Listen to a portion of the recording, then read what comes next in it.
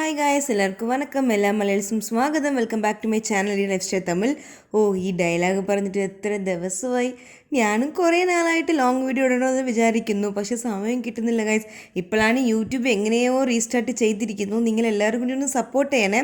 എൻ്റെ വീഡിയോസൊക്കെ നിങ്ങൾക്ക് ഇഷ്ടപ്പെടുവാണെങ്കിൽ ഒന്ന് ലൈക്ക്, കമൻറ്റ്, സബ്സ്ക്രൈബ് എന്തൊക്കെയാണ് ചെയ്യാൻ പറ്റുമെല്ലാം ചെയ്തേക്കണേ. ചുമ്മാ ഇരിക്കട്ടെ. ആക്ച്വലി ഈ വീഡിയോ ഞാൻ ഷോർട്സ് ഇടാൻ വേണ്ടിയിട്ട് പോർട്രേറ്റ് മോഡാണ് എടുത്തത്. പക്ഷേ ഷോർട്സ് ഇടാൻ സമയം കിട്ടുന്നില്ല. ആൾറെഡി നിങ്ങൾ പഴയ ഷോർട്സൊക്കെ കണ്ടിട്ടുണ്ടായിരിക്കുമല്ലോ.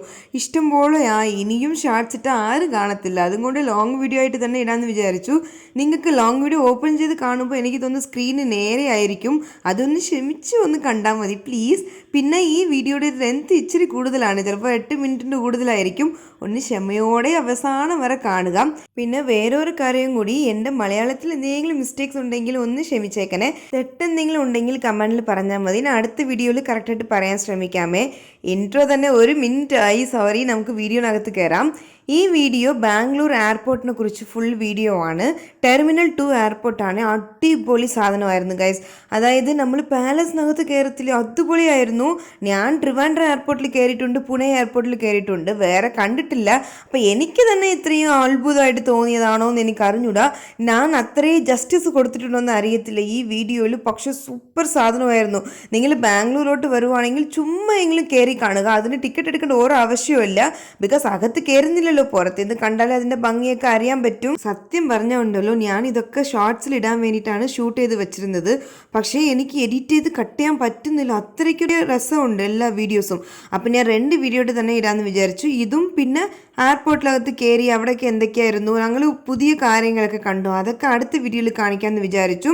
സോ ഇപ്പം നമ്മൾ എയർപോർട്ടിനകത്ത് കാണാം. ഫുള്ള് ഈ പച്ച കളർ മരവും പച്ച കളറാണല്ലേ, സോറി.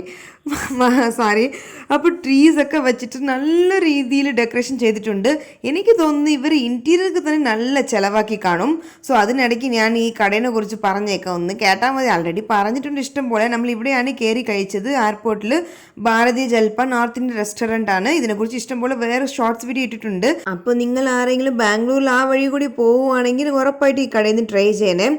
അതൊക്കെ ഇരിക്കട്ടെ, നമ്മൾ വീഡിയോനകത്ത് കയറാം.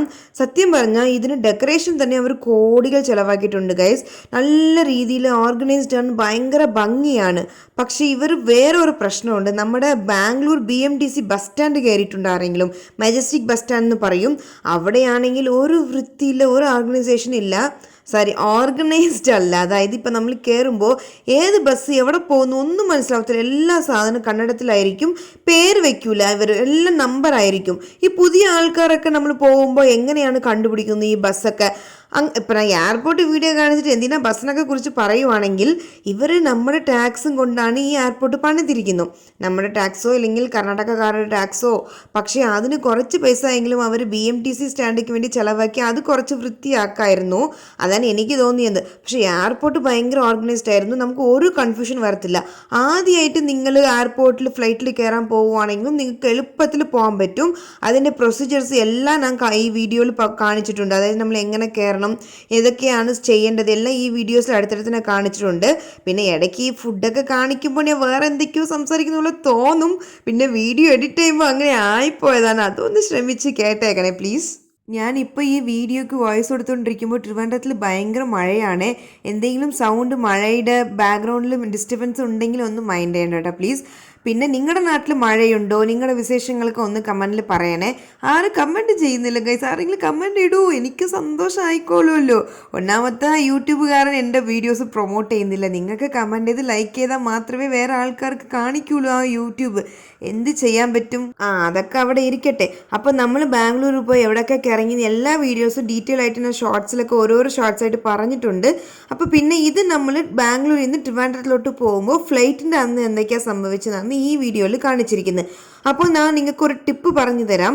നിങ്ങൾ ഫ്ലൈറ്റ് സാധാ ബുക്ക് ചെയ്യുന്ന പോലെ ബുക്ക് ചെയ്തിട്ട് അതിൻ്റെ കൂടെ തന്നെ ഒരു 2-3 മണിക്കൂർ കഴിഞ്ഞിട്ട് ബോർഡിംഗ് പാസ് എടുക്കാൻ വേണ്ടിയിട്ട് ഒരു ലിങ്ക് വരും. നിങ്ങൾ ഓപ്പൺ ചെയ്ത് നോക്കിയാൽ മതി. അപ്പോൾ അതിൽ ക്ലിക്ക് ചെയ്ത് നിങ്ങൾ ബോർഡിംഗ് പാസ് എടുത്ത് ഡൗൺലോഡ് ചെയ്ത് വെച്ചിട്ടുണ്ടെങ്കിൽ നിങ്ങൾ എയർപോർട്ടിൽ ഡയറക്റ്റ് കയറാൻ പറ്റും. തമിഴൊക്കെ ഇടയ്ക്ക് വരുന്നുണ്ടോ, ഒന്ന് ശ്രമിച്ചേക്കണേ. അങ്ങനെ ഇല്ലെങ്കിൽ നിങ്ങൾ അവിടെ പോയിട്ട് ആ ബുക്കൊക്കെ പ്രിൻ്റ് ഔട്ട് എടുത്ത് അത് ഭയങ്കര ചടങ്ങാണ്. പണ്ടാണ് അങ്ങനെയായിരുന്നു, ഇപ്പോൾ എല്ലാം എളുപ്പമാക്കി ഓൺലൈനിൽ തന്നെ ചെയ്യാൻ പറ്റും. അപ്പോൾ അതൊന്ന് പറയണമെന്ന് വിചാരിച്ചു. പിന്നെ ഈ എയർപോർട്ടിലാണ് ഏറ്റവും വലിയ ഞാൻ ഈ എക്സ്കലേറ്റർ കണ്ടു. എക്സ്കലേറ്റർ എലിവേറ്റർ എന്തൊക്കെ പറയും. അപ്പോൾ അത് സൂപ്പർ രസമായിരുന്നു. അതായത് 3 ഫ്ലോർസ് കവറാവുന്ന രീതിയിലാണ്, അത്രയും ഹൈറ്റിലാണ് ഞാൻ ഈ എക്സ്കലേറ്റർ കണ്ടത്. അപ്പം നിങ്ങൾക്ക് അതൊക്കെ കാണിച്ചു തരുമായിരുന്നു. അപ്പോൾ നമ്മൾ താഴെ പോവുകയാണെങ്കിൽ, അത് നമ്മൾ ഓട്ടോയിലോ ക്യാബിലോ വരുവാണെങ്കിൽ ഗ്രൗണ്ട് ഫ്ലോറിലാണ് നമ്മൾ എത്തുന്നത്. അപ്പോൾ അതിൻ്റെ താഴെ പോവുകയാണെങ്കിൽ നമുക്ക് ഫുഡ്, ടോയ്ലറ്റ് എല്ലാം ഉണ്ടാകും. ഞാൻ ടോയ്ലറ്റിൻ്റെ വീഡിയോ ഒക്കെ കാണിച്ചിട്ടുണ്ട്. അവിടെ കിടന്ന് ഉറങ്ങി. എനിക്ക് അത്രയ്ക്കും വൃത്തിയായിരുന്നു ടോയ്ലറ്റൊക്കെ. എൻ്റെ ലൈഫിൽ ഞാൻ PVR ലുലു ഇല്ലേ, അവിടുത്തെ ടോയ്ലറ്റാണ് ഏറ്റവും വൃത്തിയുള്ള ടോയ്ലറ്റ് എന്ന് വിചാരിച്ചുകൊണ്ടിരുന്നു. പക്ഷെ അതിനേലും അപ്പുറമായിരുന്നു ഇവിടുത്തെ ടോയ്ലറ്റ്. ഞാൻ ഇത് മാത്രമേ കണ്ടിട്ടുള്ളൂ ഗൈസ്. അതുകൊണ്ട് എനിക്കിത് വളരെ സൂപ്പറായിട്ട് ഭയങ്കര അടിപൊളിയായിട്ട് തന്നെ തോന്നിയത്. അപ്പം നമ്മൾ പോയത് വിസ്താര ഫ്ലൈറ്റിലായിരുന്നു. അപ്പോൾ അതിൻ്റെ ഓരോരോ ബോർഡിങ് വെച്ചിട്ടുണ്ടാകും, ഓരോരോ ബൂത്ത് പോലെ വെച്ചിട്ടുണ്ടാകും. ഓരോരോ ഫ്ലൈറ്റുകാർക്കും നമുക്ക് അവിടെ പോയിട്ട് നമ്മുടെ ടിക്കറ്റ് നമ്പർ, ബോർഡിംഗ് പാസ്സൊക്കെ എടുക്കാനുള്ളത്. ഇതാണ് ആ കൗണ്ടർ. അപ്പം അതിൽ പറയുന്ന പോലെ നിങ്ങൾ ചെയ്താൽ മതി, വന്നോളും. ഓൺലൈൻ എടുക്കുവാണെങ്കിൽ അത്രയ്ക്ക് എളുപ്പമാണ്. നമ്മൾ ഓൺലൈൻ എടുത്തിട്ടുണ്ടായിരുന്നു, ജസ്റ്റ് നിങ്ങൾക്ക് കാണിക്കാൻ വേണ്ടിയിട്ടാണ് ഞാൻ ഇതൊക്കെ കാണിച്ചുകൊണ്ടിരുന്നത്. അപ്പം നമുക്ക് ആ ഒരു ബാർകോഡ് പോലെ വരൂലേ, അത് നമ്മൾ സൂം ചെയ്തിട്ട് അവിടെ ടാപ്പ് ചെയ്താൽ മതി, തന്നെ ഗേറ്റ് ഓപ്പൺ ആകും. ഇതിനകത്ത് കയറണമെങ്കിൽ, ഇപ്പോൾ ഈ വാതിലില്ലേ, ഇതിനകത്ത് കയറണമെങ്കിൽ മാത്രമേ നമുക്ക് ടിക്കറ്റ് വേണ്ടി വരുള്ളൂ. അതിന് മുമ്പ് നമുക്ക് എയർപോർട്ടിൽ കയറാനോ അതൊക്കെ ഭംഗിയൊക്കെ നോക്കാനോ ഒരു ടിക്കറ്റും ആവശ്യമില്ല. അപ്പം നിങ്ങൾ വരുവാണെങ്കിൽ ഒരു പ്രശ്നമില്ലാതെ എയർപോർട്ടിനകത്ത് കയറാം, കഴിക്കാം, ബാത്റൂം പോവാം, മൂത്രം ഒഴിക്കാം, എന്ത് വേണമെങ്കിലും ചെയ്യാം. ആരും ഒന്നും ചോദിക്കൂല. പക്ഷെ ഭയങ്കര സെക്യൂരിറ്റിയാണ്. അപ്പം നിങ്ങൾ അതനുസരിച്ച് വേണം അവിടെ ഇരിക്കാൻ. അപ്പം അകത്ത് കയറിയ ശേഷമാണ് സെക്യൂരിറ്റി ചെക്കിന് വേണ്ടി കയറുന്നു. അപ്പം അതിൻ്റെ റൂൾസ് എല്ലാവർക്കും അറിയായിരിക്കുമല്ലോ. 7 കിലോയുടെ മേലിലാണെങ്കിൽ നമുക്ക് ലഗേജിലോട്ട് ഇടേണ്ടി വരും. പക്ഷെ ഞാൻ കേട്ടിട്ടുണ്ട് ഇത് പെർഫ്യൂം, പൗഡറൊക്കെ ആദ്യമൊക്കെ കേട്ടത്തില്ലായിരുന്നു എയർപോർട്ടിനകത്ത്, ലഗേജിനകത്ത്. പക്ഷെ ഈ പ്രാവശ്യം എൻ്റെ എല്ലാ സാധനവും ഉണ്ടായിരുന്നു. ഞാൻ അവരൊക്കെ ഒന്ന് ടെസ്റ്റ് ചെയ്യാൻ വേണ്ടി തന്നെ വച്ചിരുന്നു. പക്ഷെ അതൊന്നും അവർ നോക്കിയിട്ടില്ലായിരുന്നു തോന്നുന്നു, എണ്ണയൊക്കെ കയറ്റി വിട്ടു. നമ്മൾ ലാസ്റ്റ് പ്രാവശ്യം പുനെ പോയപ്പോൾ അവരെല്ലാം എടുത്തുകൊണ്ട് പോയി, ഡസ്റ്റ്ബിന്നിൽ ഇടാൻ പറഞ്ഞു. അതാണ് സൂക്ഷിക്കുക, നമുക്ക് അറിയാൻ പറ്റത്തില്ല. കത്തി, ഷാർപ്പ് എഡ്ജിലുള്ള സാധനങ്ങൾ ഇതും നമുക്ക് കൊണ്ടുപോകാൻ പറ്റത്തില്ല. അപ്പോൾ അവിടെ തന്നെ കളയാൻ പറയും. നമുക്ക് എത്ര വില കൂടിയതാണെങ്കിലും പറഞ്ഞിട്ട് കാര്യമില്ല, കളഞ്ഞിട്ട് വരാനേ പറ്റുള്ളൂ. അപ്പം നമുക്ക് ലഗേജ് ഒന്നും ഉണ്ടായിരുന്നില്ല. ജസ്റ്റ് ലാപ്ടോപ്പ് ബാഗ്, അവൻ്റെ ജൂബിൻ്റെ ലാപ്ടോപ്പ് ബാഗും പിന്നെ എനിക്കുള്ള ഡ്രസ്സ് ബാഗ് മാത്രമേ ഉണ്ടായിരുന്നുള്ളൂ.